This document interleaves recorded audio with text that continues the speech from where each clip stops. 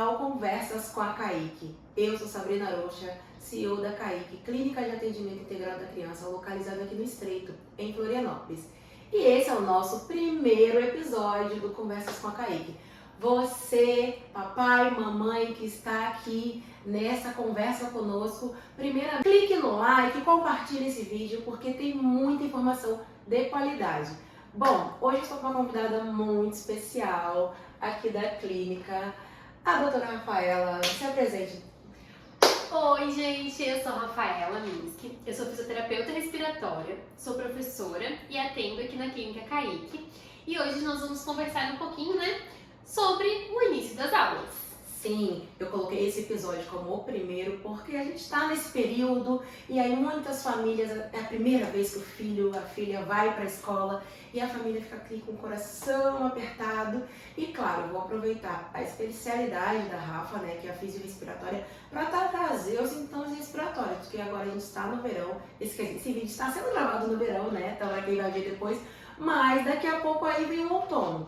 E o outono aqui em Floripa, ele é bem demarcado, a gente tem diminuição da temperatura real e muita coisa acontece. Rafa, você é mãe de 2 filhos, 2 crianças lindas.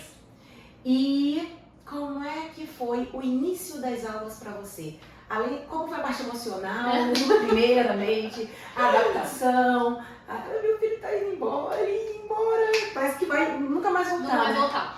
E é engraçado, assim, porque eu tenho 2 filhos. Então quem tá me assistindo, quem tá nos assistindo, que tem mais de um filho, vai ver essa experiência. Porque quando o primeiro filho vai pra escola, a gente vive uma emoção. Então aquela criança que tá deixando de ficar ali com a gente naquele período, ou às vezes com algum cuidador, com vô, com vó, e tá indo pra escola. E nós também precisamos de uma adaptação tanto quanto a criança. E também tem o segundo filho, a ida do segundo filho à escola, ou ainda, nas emergências acontece muito, o nascimento do primeiro filho, aliás, do segundo filho, quando o primeiro ainda está na escola. Porque o que acontece? Quando o primeiro filho está na escola, ele está chegando num ambiente que ele vai conviver com muitas crianças e nesse ambiente vai circular muito vírus. Isso é natural, é comum. Só que quando você tem um neném em casa, ele também está em contato com esses vírus escolares, mesmo sem ir para a escola. Então... Sim, e isso é muito engraçado porque, o primeiro filho é aquela bolha, vamos colocar aquela criança na bolha e que, sim, dentro da realidade é bom, é importante, não trazer visitas, muitas pessoas, muita aglomeração, mas se tem uma criança indo para a escola, e aí, me conta como foi a sua experiência nisso aí. Nesse sentido, a Isa, minha mais velha, ela foi para a escola quando ela tinha 2 anos e 8 meses. Então, ela já tinha uma condição imunológica melhor. Ela ficou pouco doente. Também foi aquela época de pandemia, todo mundo estava usando máscara. Então, naquela época, o vírus não circulou tanto. Então, o primeiro ano escolar dela não foi, assim, ruim em relação à saúde, Nós adaptamos, ela se adaptou rápido. Eu não tão rápido. Mas, no fim, todos adaptados, todos aproveitando muito bem. Quando o Gu nasceu, a Isa estava na escola. O Gustavo é meu mais novo. E ele não estava indo para a escola, era um bebezinho, mas ela estava trazendo ali alguns vírus para o ambiente familiar que nós adultos não sentimos. Ela ficou com o narizinho escorrendo, mas para o Gustavo, que era pequenininho, aquilo foi bastante. Então ele acabou desenvolvendo uma bronquiolite. E nessa bronquiolite, que é uma doença muito comum e que apavora o coração das mães e com muita razão, porque é uma das causas principais assim, de internação das crianças de 0 a 6 meses. Então ele teve muito desconforto respiratório, começou com um nariz escorrendo, aquela tosse, fez físio, porque mãe físio, vai fazer o quê? Fez físio, mas ele era muito novinho, com uma carga viral muito grande para ele que estava ali conquistando a imunidade, desenvolvendo a imunidade. Então acabou que ele precisou ir para emergência, precisou internar, tudo. Então o primeiro ano de vida do meu filho mais novo foi o primeiro ano escolar dele, porque foi onde ele conviveu mais. Por um tempo até tirei a Isa da escola, ficaram todo mundo em casa numa bolha depois, mas quando a Isa voltou, ele ficou mais resfriadinho, ficou melhor, claro, porque já estava mais quente até, mas ele ainda assim teve contato com o vírus, que seria o primeiro ano escolar dele.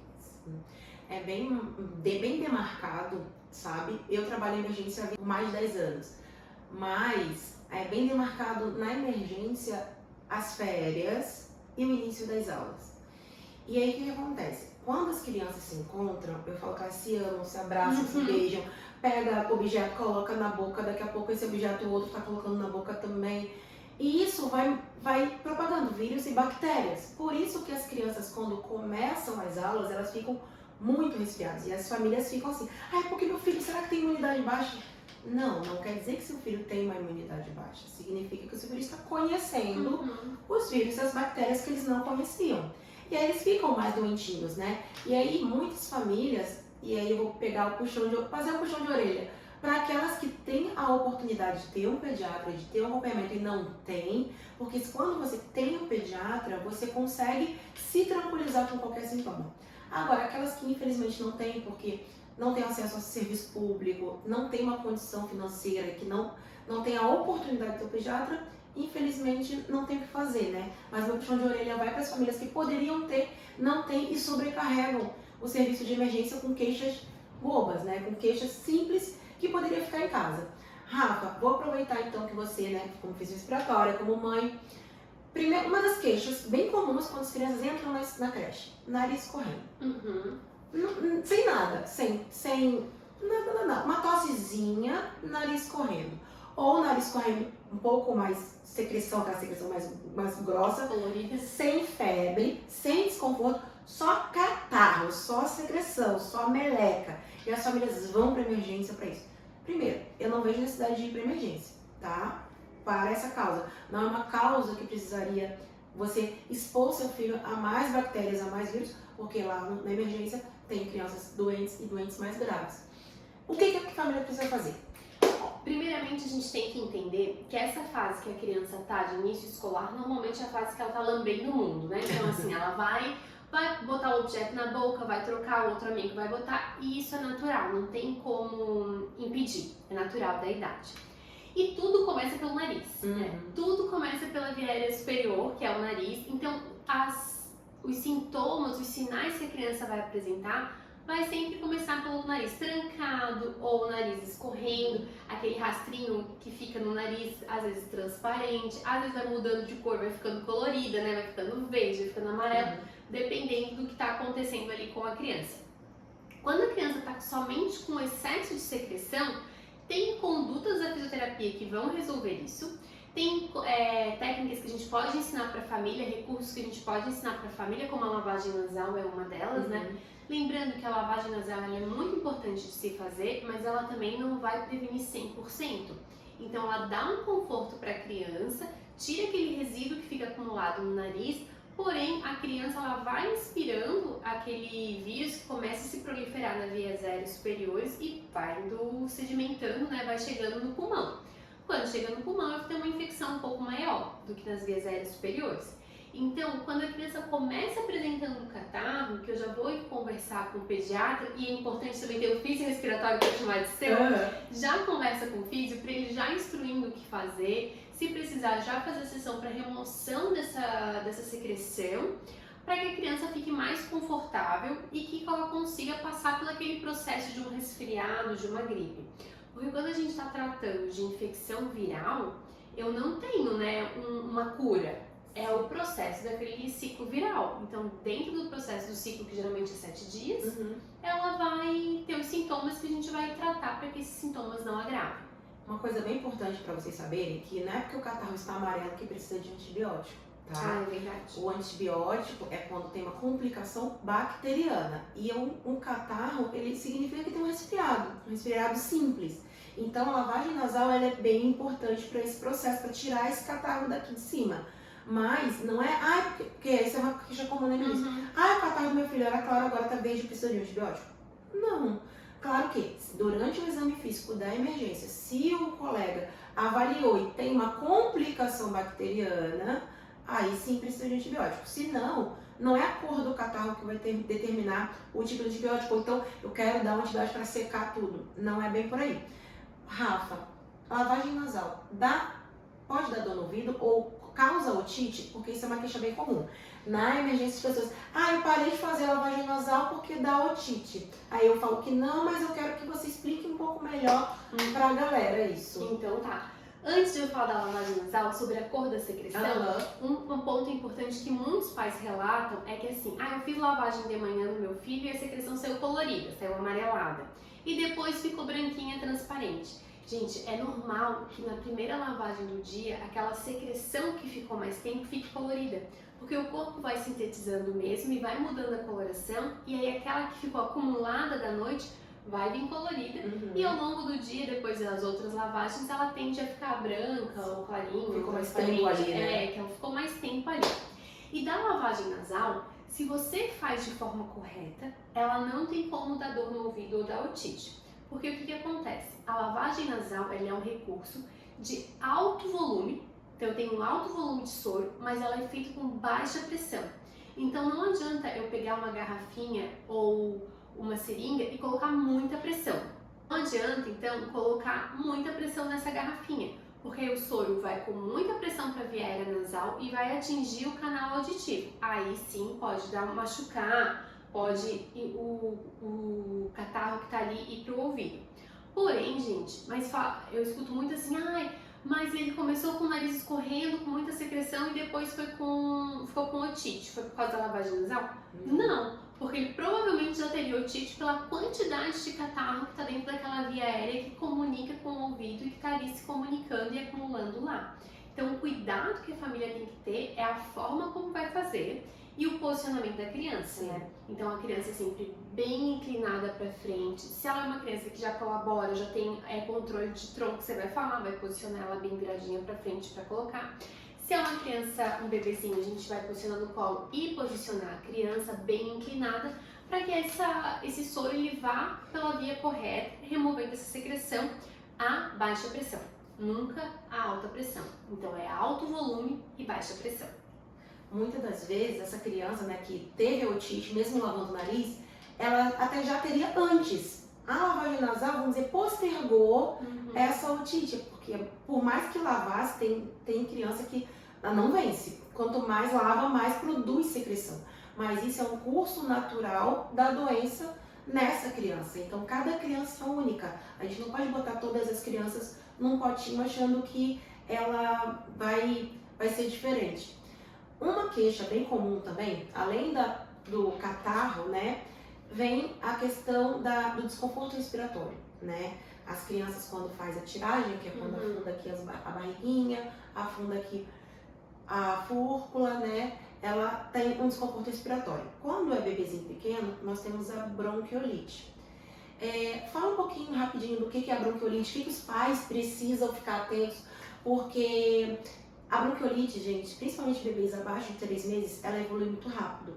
Quando eu interno uma criança na emergência, eu falo assim para a família, olha, o seu filho, eles falam, mas o que vai acontecer, né? O pós, eu falei, olha, pode ser que a sua criança fique desse jeito e vá para casa, né? Consiga liberar para casa depois do atendimento, depois das medicações e tudo, depois dos procedimentos, e fique assim por esse período. Pode ser que sua criança interne, fique numa enfermaria, só precise de um cheirinho de oxigênio e fique ótima. Ou pode ser que sua criança vá para UTI e precise de alto fluxo. Então, eu falo que é uma doença muito ingrata, porque a gente não sabe como vai ser a evolução. É uma caixinha de surpresa. E muitas das vezes ela evolui muito rápido, né? Eu já atendi uma vez, só um parênteses, uma mãe, que ela vem com os 3 filhos. Aí o do meio teve febre, tava com febre, nariz entupido. O mais velho só tinha o nariz entupido e o pequenininho ela só foi levar pra ver, já que levou os outros 2 e abriu ficha com o pequenininho, que tinha menos de 3 meses. Eu avaliei o segundo, acho que talvez tinha otite, uma coisa assim simples, tchau, uma amoxicilina pra casa. Quando eu abri a manta do pequenininho, desconforto respiratório, e ela não tinha reparado ainda. E quando eu cheguei no dia seguinte, as colegas me falavam, Sabrina, aquela criança foi pra UTI, foi entubada. Eu falei, o quê? Eu não imaginava, porque foi tudo muito rápido e a mãe não ia nem abrir ficha pra ele. Então, Rafa, o que os pais têm que ficar atentos, assim, para a questão da bronquiolite? E a bronquiolite, ela tem os sintomas clássicos, mas tem sintomas que pode ou não ter. Então, por exemplo, a febre pode ou não ter. Nem Sim. toda bronquiolite vai ter febre, né? Toda bronquiolite tem tosse, mas nem sempre vai ter febre. Então, lembra que eu falei que toda infecção começa em via aérea superior? Essa infecção que foi descendo da via aérea superior para pulmão, na bronquiolite, ela chega lá nos brônquios mais distais, né? Nos brônquios mais distais e forma essa inflamação. E aí, o que acontece? Na bronquiolite, ela vai ter um desconforto respiratório, seja leve, moderado ou grave. Ela vai ter. E isso pode começar como leve e agravar, né? Como você disse, ou pode ser leve e se manter leve durante todo o curso da doença. Sim. Então, quais são os sinais importantes para você avaliar no seu filho? Então, se essa parte aqui que a gente chama de fúrcula está afundando, então quando ele respira, ele está afundando para respirar. O mesmo acontece nas laterais da costela, está ali afundando, ó, toda vez que ele puxa o ar, ele está fazendo um esforço. Ou às vezes tem o batimento da asa de nariz, eu vou fazer aqui para vocês se concentram, depois dá um zoom. Vou dizer, ó. Sim. Então fica ali abrindo a narina para conseguir o ar, uma área maior de passagem do ar. E aí esses desconfortos, eles precisam ser controlados e avaliados para ver como é que essa criança está respondendo e como é que está caminhando essa evolução da doença. Sim. O Gu, ele começou com esforço moderado, aliás, esforço leve, que aí foi para moderado. E quando a criança ela é muito pequena, a gente falta medicamento, né? Sim. Não tem uns medicamentos para aquela faixa etária, não tem. Então, o que você precisa mesmo é do oxigênio e de hidratar aquela criança, e da fisiologia respiratória é o que a gente consegue controlar. Então, no caso do Gustavo, quando ele começou, ele precisou, fiz a físio, não deu conta, ele precisava muito do oxigênio. E aí ele foi, internou, ficou no oxigênio, teve pronto fluxo, tudo. Mas é uma doença que ela é ingrata mesmo, assim, porque a gente não consegue controlar ela e tem que ficar de olho mesmo. Você tem que estar o pediatra ali em cima, o físio ali em cima e os dois se comunicando para manter essa criança estável. Sim, respirando melhor, né? Então a bronquiolite, ela tem essa característica, e aí eu vou trazer um ponto que muitas das vezes a família fala assim: ah, doutora, meu filho, quando é maiorzinho, né, falou que está cansado.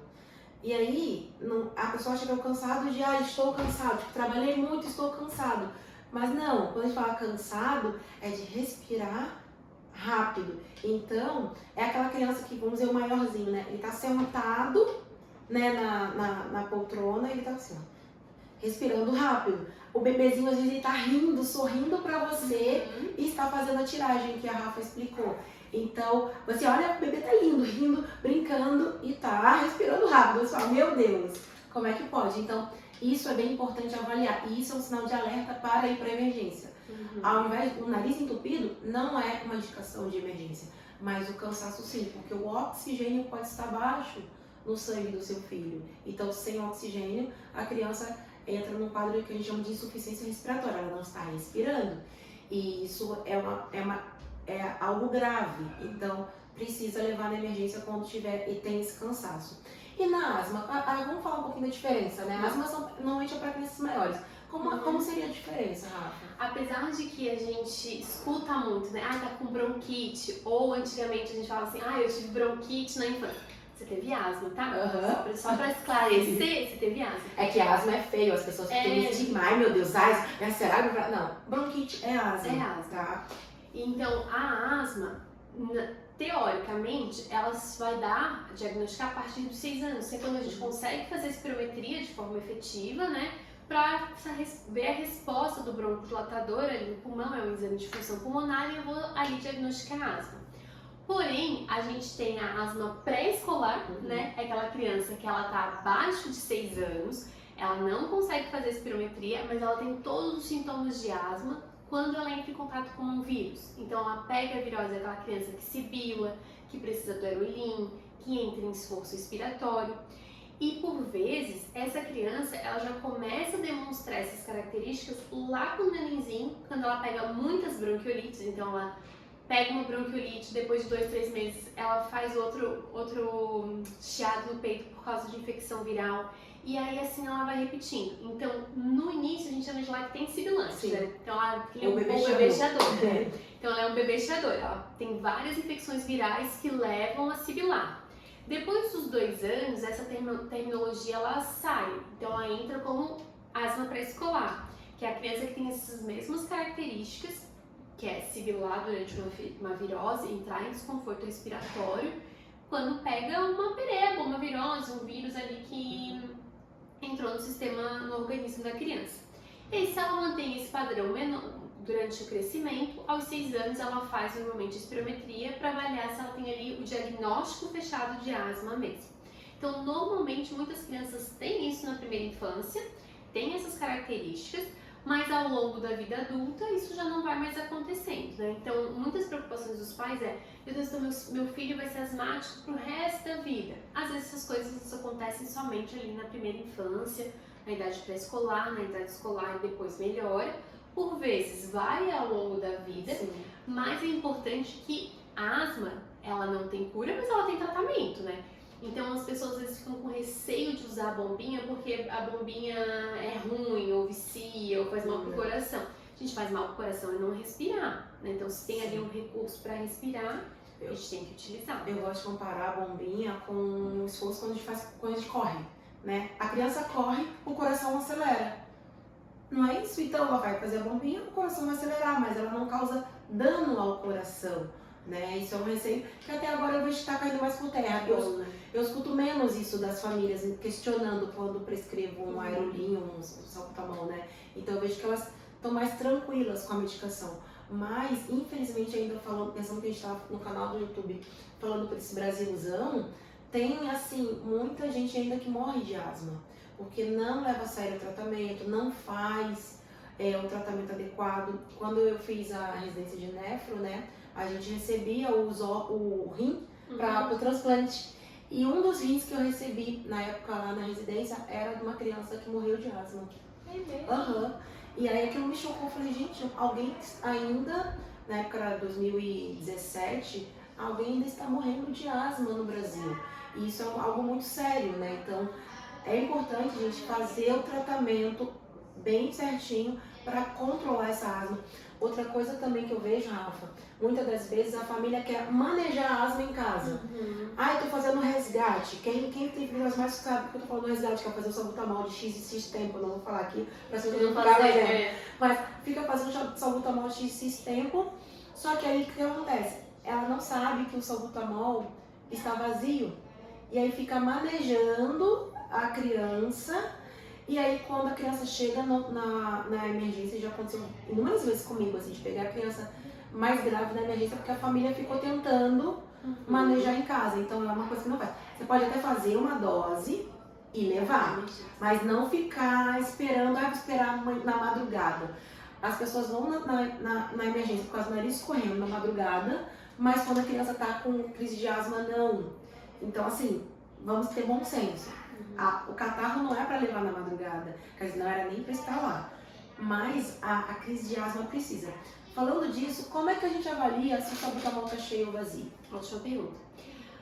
A gente vai avaliar o salbutamol, ele é uma das bombinhas que ele tem 200 doses. Só que ele não está contando ali quantas doses ele tem. Então, se a criança usa de forma contínua, o ideal mesmo é anotar.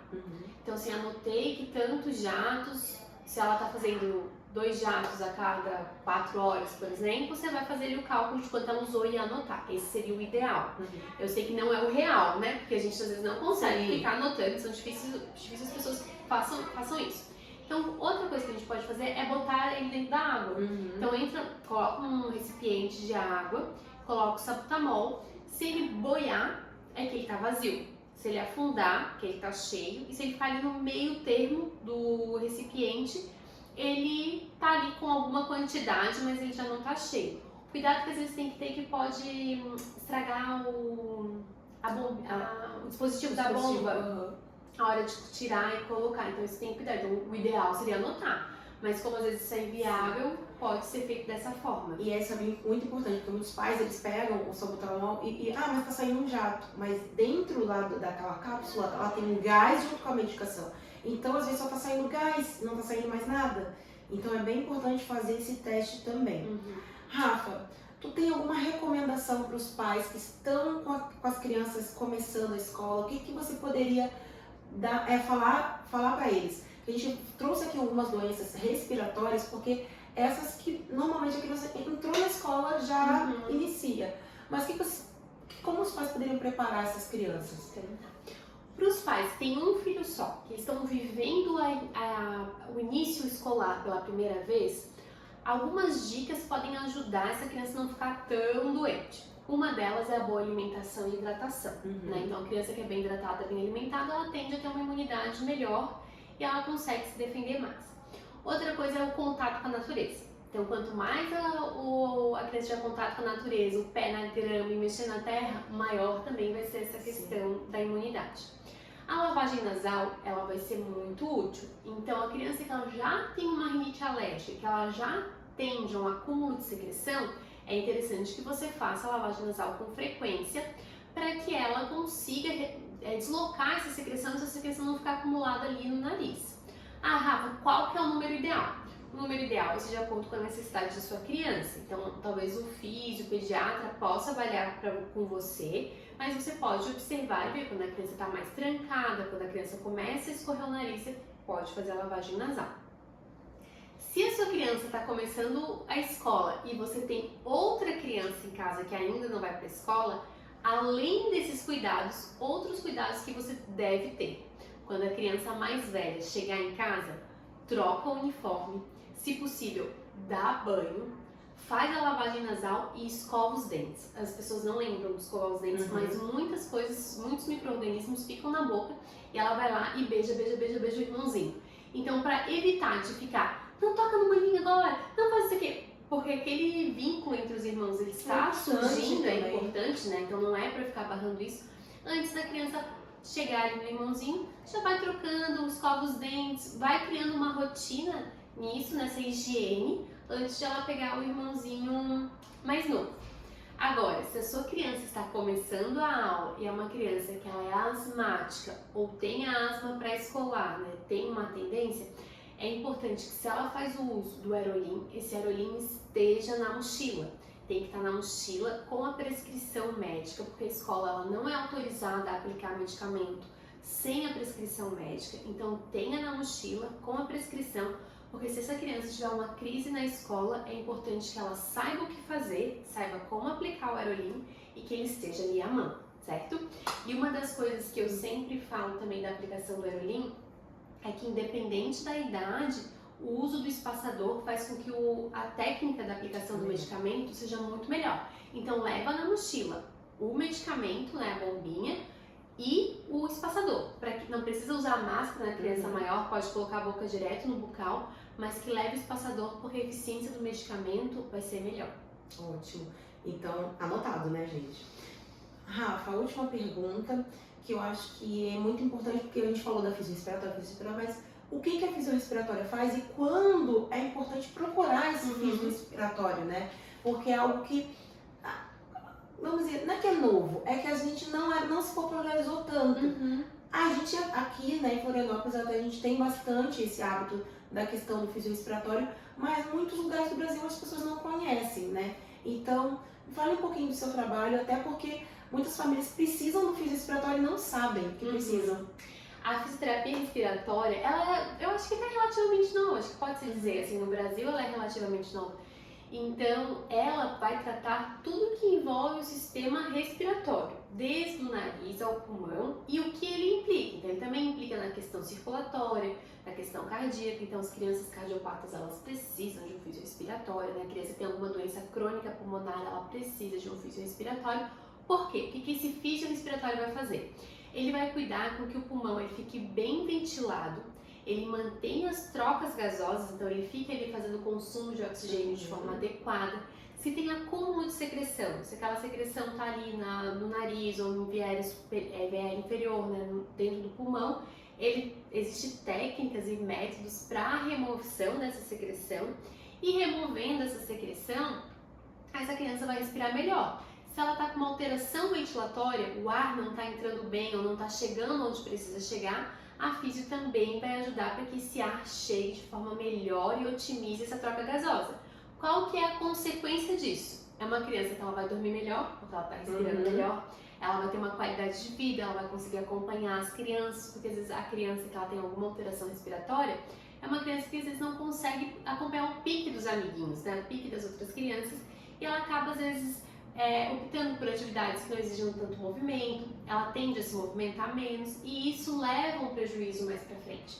Então, todo o que envolve essa questão cardiorrespiratória, o físio, com a especialidade respiratória, que é uma especialidade do COFITO, né, do Conselho Federal, ele pode ajudar muito essa criança. E o melhor, gente, que tudo isso que eu estou falando para vocês tem base científica, então tem comprovação científica de eficácia.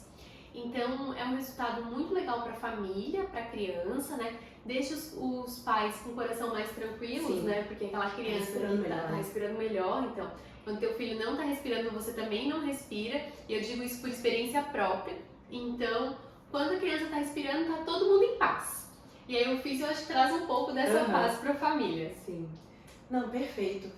Rafa, eu quero te agradecer por esse bate-papo. Foi sempre muito rica conversar com você. E dê suas palavras finais pro pessoal.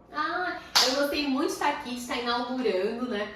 As viroses respiratórias aqui em Florianópolis já está fazendo 1-2 semanas de início escolar e as viroses já estão circulando, então já aumentou a procura da físio, já está em muitos casos de síndromes gripais, de resfriados. Então, assim, um conselho que eu vou dar para vocês é que se a criança está doente, não leva para a escola, tá? Porque ali ela vai, além de contaminar outras crianças, ela está com a imunidade baixa. Então ela pode pegar outro vírus em cima ali do vírus que ela já tem e piorar o quadro. Outro recado é, tenha um pediatra para chamar de seu, que você possa ter contato, que ele possa te ajudar. E também um físio respiratório para chamar de seu, para poder acudir quando sua criança não está respirando bem, quando a noite foi muito difícil, com muita tosse. Eu sei que a tosse é o pesadelo dos pais, sim, mas a tosse não é o vilão, gente. O que causa tosse que é o vilão. Então, pra gente trabalhar na causa dessa tosse, né, pra diminuir, que essa criança tenha uma qualidade de vida melhor. Perfeito, é isso. Tem um pediatra para chamar de seu. Contem conosco aqui da Kaique e até o próximo episódio. Bye, Tchau, gente!